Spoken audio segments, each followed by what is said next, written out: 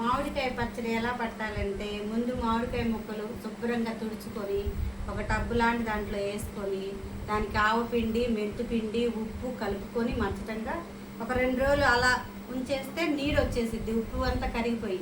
తర్వాత ఎల్లిపాయ కారం కలుపుకొని ఇందులో మళ్ళీ ఆవాలు ఎల్లిపాయలు జీలకర్ర నూనెలో కలుపుకొని వేడిని కాగబెట్టిన వాటిలలో ఇవి వేసుకోవాలి. ఈ నూనె ఇందులో పోసుకొని కలుపుకోవాలి.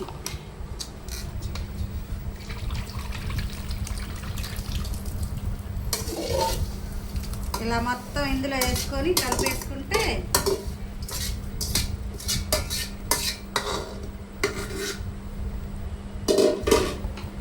ఒక మానిక ముక్కలకి 3 గిద్దల కారం, 3 గిద్దలు ఉప్పు, 100 గ్రాముల జీలకర్ర, 100 గ్రాముల ఆవాలు, ఎల్లిపాయలు ఒక 150 గ్రాముల ఎల్లిపాయలు మస్తు సరిపోయిద్ది.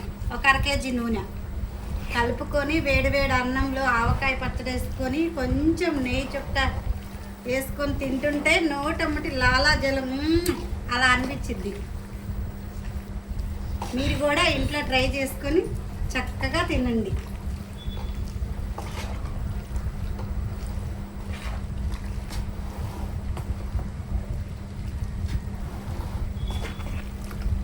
ఇంట్లో తప్పకుండా ట్రై చేయండి, ఓకేనా?